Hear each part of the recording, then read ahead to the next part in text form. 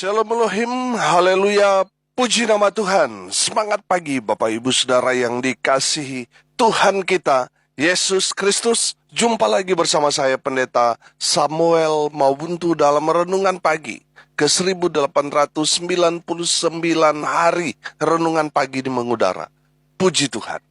Bapak Ibu Saudara yang dikasihi Tuhan, sebelum kita mengawali segala aktivitas kita di pagi hari ini, mari kita buka hari ini bersama Tuhan dengan mendengarkan firman Tuhan.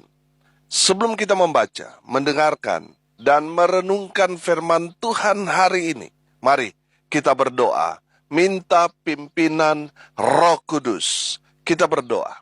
Bapa di surga, berbicaralah kepada kami semua. Pakai firman Tuhan ini untuk menegur kami, menasihati kami, menguatkan kami, meneguhkan iman percaya kami, dan menuntun kami supaya kami terus berjalan di jalan Tuhan yang benar. Dan pakai firman Tuhan ini untuk memberkati kami semua. Di dalam nama Tuhan Yesus yang adalah firman Allah yang hidup, kami berdoa. Amin. Haleluya. Bapak Ibu Saudara yang dikasihi Tuhan, bersama dengan saya kita akan belajar Alkitab dari kitab Kejadian sampai kitab Wahyu. Mari buka Alkitab kita dalam kitab 1 Raja-Raja pasal 13 ayat 1 sampai ayat 26. Di bawah perikop Abdi Allah dari Yehuda. Demikian firman Tuhan. Sedang Yerobeam berdiri di atas mezbah itu sambil membakar korban, maka atas perintah Tuhan datanglah seorang abdi Allah dari Yehuda ke Betel. Lalu atas perintah Tuhan, berserulah orang itu terhadap mezbah itu. Katanya, hai mezbah, beginilah firman Tuhan, bahwasanya seorang anak akan lahir pada keluarga Daud, Yosia namanya. Ia akan menyembelih di atasmu imam-imam bukit pengorbanan, yang membakar korban di atasmu. Juga tulang-tulang manusia akan dibakar di atasmu. Pada waktu itu juga ia memberitahukan suatu tanda ajaib, katanya. Inilah tanda ajaib bahwa Tuhan telah berfirman, bahwasanya mezbah itu akan pecah sehingga tercurah abu yang di atasnya.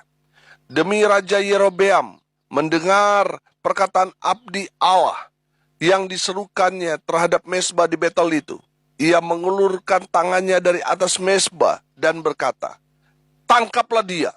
Tetapi tangan yang diulurkannya terhadap orang itu menjadi kejang, sehingga tidak dapat ditariknya kembali. Mezbah itu pun pecahlah, sehingga abu yang di atasnya tercurah sesuai dengan tanda ajaib yang diberitahukan abdi Allah itu atas perintah Tuhan. Lalu berbicaralah raja dan berkata kepada abdi Allah itu, mohonkanlah belas kasihan Tuhan Allahmu dan berdoalah untukku supaya tanganku dapat kembali.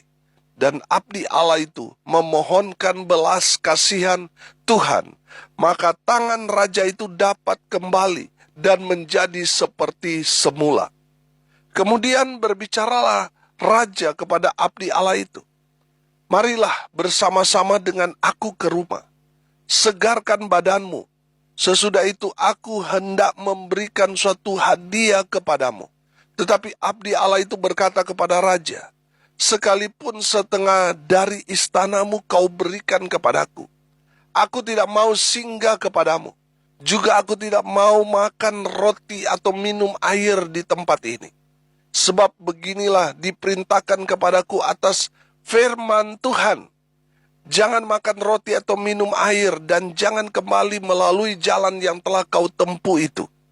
Lalu pergilah ia melalui jalan lain, dan tidak kembali melalui jalan yang telah diambilnya untuk datang ke Betel. Di Betel diam seorang nabi tua. Anak-anaknya datang menceritakan kepadanya segala perbuatan yang dilakukan abdi Allah pada hari itu di Betel. Mereka menceritakan juga kepada ayah mereka perkataan yang dikatakannya kepada raja. Kemudian ayah mereka bertanya, dari jalan manakah ia pergi? Lalu anak-anaknya menunjukkan kepadanya jalan yang diambil abdi Allah yang datang dari Yehuda itu. Ia berkata kepada anak-anaknya, "Pelanai keledai bagiku." Mereka memelanai keledai baginya. Lalu ia menunggangnya dan pergi mengikuti abdi Allah itu, dan mendapatinya duduk di bawah sebuah pohon besar. Ia bertanya kepadanya, "Engkaukah abdi Allah yang telah datang dari Yehuda?" Jawabnya, "Ya, akulah itu." Katanya kepadanya, "Marilah bersama-sama aku ke rumah untuk makan roti." Tetapi jawabnya, "Aku tidak dapat kembali bersama-sama engkau dan singgah kepadamu. Aku tidak dapat makan roti atau minum air bersama-sama engkau di tempat ini. Sebab telah diperintahkan kepadaku atas firman Tuhan, jangan makan roti atau minum air di sana. Jangan berjalan melalui jalan yang telah kau ambil itu." Lalu jawabnya kepadanya, "Aku pun seorang nabi juga seperti engkau. Dan atas perintah Tuhan, seorang malaikat telah berkata kepadaku, bawa dia pulang bersama-sama engkau ke rumahmu, supaya ia makan roti dan minum air." Tetapi ia berbohong kepadanya. Kemudian orang itu kembali bersama-sama dia, lalu makan roti dan minum air di rumahnya.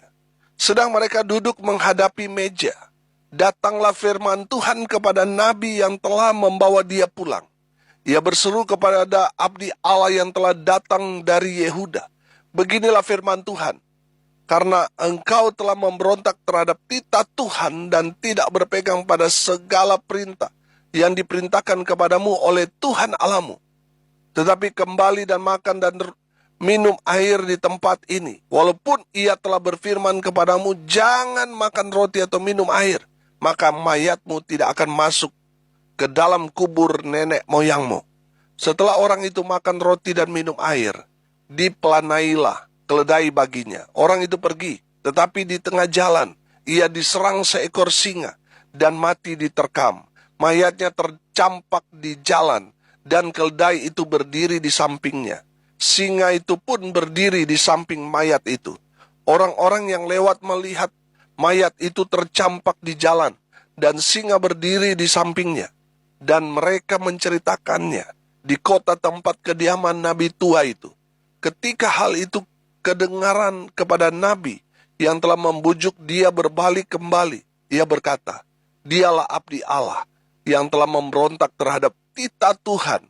Tuhan menyerahkan dia kepada singa yang mencabik dan membunuhnya sesuai dengan firman Tuhan yang diucapkannya kepadanya." Amin, firman Tuhan. Haleluya. Bapak Ibu Saudara yang dikasihi Tuhan, dalam kebenaran firman Tuhan ini menceritakan tentang dua hamba Tuhan. Yang pertama, abdi Allah dari Yehuda dan nabi tua. Saudara yang dikasihi Tuhan, dari kebenaran firman Tuhan ini, kita dapat melihat bahwa abdi Allah dari Yehuda ini memberikan teguran keras kepada Raja Yerobeam yang menyembah yang bukan Allah Israel. Dia membuat beberapa lembu dan memberikan korban persembahan. Dia mengajak orang-orang Israel untuk menyembah lembu yang dia buat. Dan dia katakan, inilah Allah yang membawa kita keluar dari tanah Mesir. Saudara, itu membuat Tuhan murka dan mengutus abdi Allah dari Yehuda ini untuk menegur Yerobeam. Saudara perhatikan, ketika abdi Allah Yehuda ini menegur Raja Yerobeam, Raja Yerobeam marah sehingga dia mengatakan, tangkap orang ini. Tapi saudara, apa yang terjadi dengan Yerobeam? Tangannya yang memerintahkan untuk menangkap abdi Allah ini tiba-tiba menjadi kaku, menjadi kejang.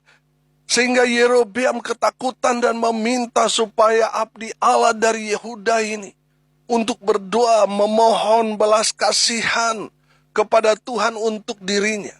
Dan abdi Allah dari Yehuda itu melakukan apa yang menjadi permintaan daripada Yerobeam. Dia berdoa dan pulih kembali, saudara. Saudara yang dikasihi Tuhan, menarik apa yang dinubuatkan Tuhan melalui abdi Allah dari Yehuda itu terjadi. Mesbah itu pecah, tercurah abu di atasnya. Saudara yang dikasihi Tuhan, melihat itu, Yerobeam sangat-sangat ketakutan dan mengajak abdi Allah itu untuk datang ke tempatnya supaya dia bisa mandi, supaya dia bisa dilayani makan minumnya dan diberikan hadiah. Tetapi abdi Allah dari Yehuda ini menolak mentah-mentah apa yang ditawarkan Raja Yerobeam. Saudara yang dikasihi Tuhan, saya melihat sekilas bahwa abdi Allah ini adalah abdi Allah yang pemberani. Amin. Saudara yang dikasihi Tuhan, dia tidak takut menegur Raja Yerobeam yang diktator, yang keras, yang ditakuti oleh banyak orang. Dia nggak takut menegur. Amin. Saudara, sebagai seorang hamba Tuhan, kita belajar sebelum abdi Allah ini tertipu. Saya melihat dia sebenarnya ini adalah seorang hamba Tuhan yang berintegritas. Ketika dia ditawarkan oleh Yerobeam untuk menerima hadiah, abdi Allah ini menolak mentah-mentah. Bahkan dia bilang, walaupun setengah istanamu engkau berikan kepadaku, aku tidak mau singgah kepadamu, juga aku tidak mau makan roti atau minum air di tempat ini. Saudara yang dikasihi Tuhan, saya melihat bahwa hamba Tuhan ini seorang yang tegas dan berintegritas. Amin. Dia nggak tergiur dengan apa yang ditawarkan kepadanya. Oh haleluya. Bapak ibu saudara yang dikasihi Tuhan, demikian juga seharusnya kita hamba-hamba Tuhan. Kita nggak boleh kompromi dengan dosa, saudara. Kita harus mengatakan apa yang benar. Kita harus tegas. Kita harus berintegritas. Amin. Saya melihat juga abdi Allah dari Yehuda ini seorang yang taat pada firman Tuhan. Saudara, dia mengatakan murni apa kata firman Tuhan sebelum dia kena tipu, saudara. Dia taat. Amin. Dan saya melihat juga abdi Allah ini seorang yang penuh kuasa. Saudara perhatikan apa yang dia katakan terjadi. Amin. Saudara, saya percaya apa yang kita ucapkan itu pasti terjadi. Makanya kita harus mengatakan hal-hal yang benar. Hal-hal yang betul-betul sesuai dengan kebenaran firman. Maka kuasa firman itu akan beracara dalam setiap perkataan kita. Apa yang kita katakan itu pasti terjadi. Amin. Haleluya. Saudara, perhatikan. Abdi Allah ini seorang yang dipakai Tuhan dengan luar biasa. Tapi sayang, abdi Allah ini mati mengenaskan karena ditipu oleh siapa? Oleh nabi tua, oleh hamba Tuhan juga, saudara. Nabi tua ini katakanlah hamba Tuhan yang senior, yang sepuh, yang dihormati dan menjadi panutan. Tapi saudara lihat kelakuan hamba Tuhan nabi tua ini. Karena rasa takut tersaingi, timbul iri hati, saudara. Sehingga nabi tua ini memiliki jiwa penipu. Nabi tua ini seorang yang jahat. Bukti kejahatan nabi tua ini adalah dia menjebak abdi Allah itu, sehingga abdi Allah ini percaya kepada perkataannya. Saudara lihat di ayat 18. Lalu jawabnya kepadanya, aku pun seorang nabi juga seperti engkau. Dan atas perintah Tuhan seorang malaikat telah berkata kepadaku bahwa dia pulang bersama-sama engkau ke rumahmu, supaya ia makan roti dan minum air. Lalu firman Tuhan ini katakan apa? Tetapi ia, nabi tua itu, berbohong kepadanya. Saudara perhatikan, nabi tua ini orang hamba Tuhan yang namanya kalau sudah nabi tua pasti dia dihormati, disegani. Tapi saudara lihat, Nabi tua itu apa? Penipu. Pertanyaan saya sederhana. Apakah karakter seperti Nabi tua ini penipu masih ada nggak di zaman sekarang ini? Yang suka iri, berjiwa penipu, melakukan kejahatan, dan lain sebagainya. Pertanyaan saya, masih ada nggak orang seperti itu di zaman sekarang ini? Oh, masih banyak, saudara, betul?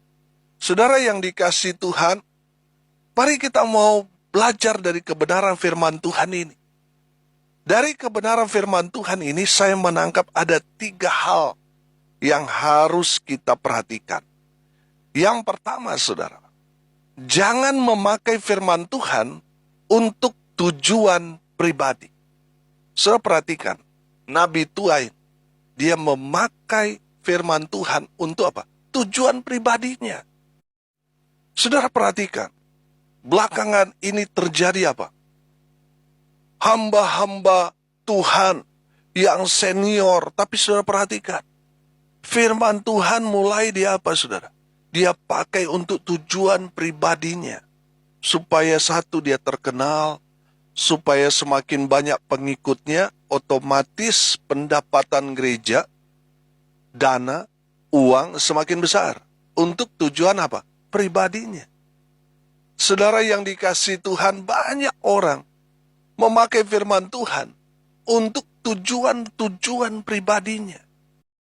Saya kasih tahu kepada Bapak Ibu Saudara sekalian, tanda-tanda orang memakai firman Tuhan untuk tujuan pribadinya. Di saat dia diberi satu kepercayaan untuk berkhotbah, dia berbicara banyak. Dari awal dia bicara tentang apa yang Tuhan sudah kerjakan kepada dia dan apa yang nanti dia buat. Setelah itu, saudara, firman Tuhan. Dia sudah panjang lebar menceritakan dirinya, baru di akhir itu dia dasari dengan firman Tuhan.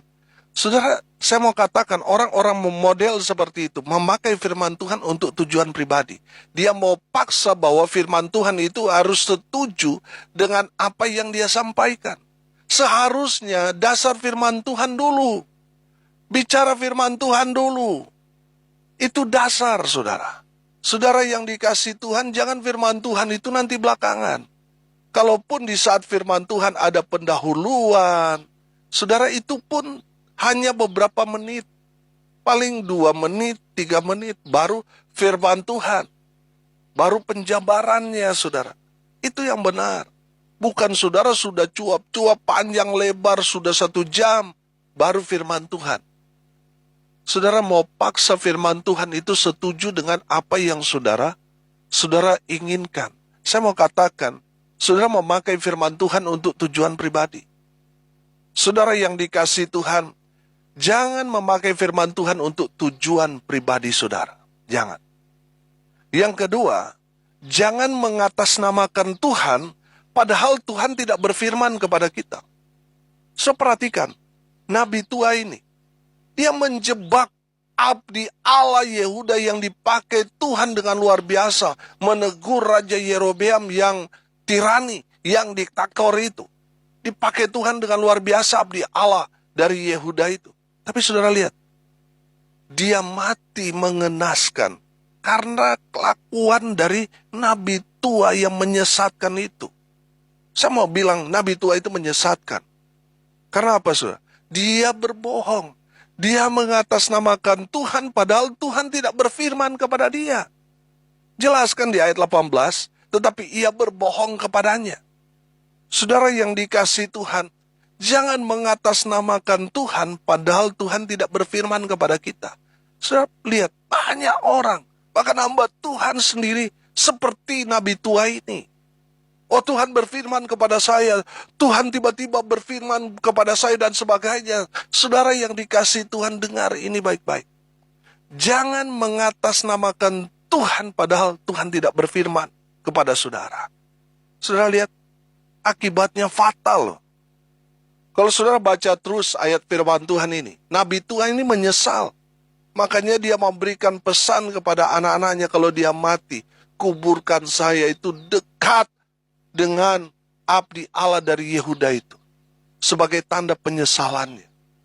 Saudara yang dikasihi Tuhan, jangan menyesatkan orang, jemaat, dengan mengatasnamakan Tuhan, padahal Tuhan tidak berfirman kepada saudara. Jangan. Yang ketiga, terakhir, jangan memakai firman Tuhan untuk menjatuhkan hamba Tuhan. Saudara yang dikasihi Tuhan, lihat belakangan ini. Saudara lihat di YouTube, saudara lihat saling serang, saudara, hamba Tuhan. Ya kan? Saudara lihat, mereka memakai firman Tuhan untuk saling menjatuhkan satu dengan yang lain.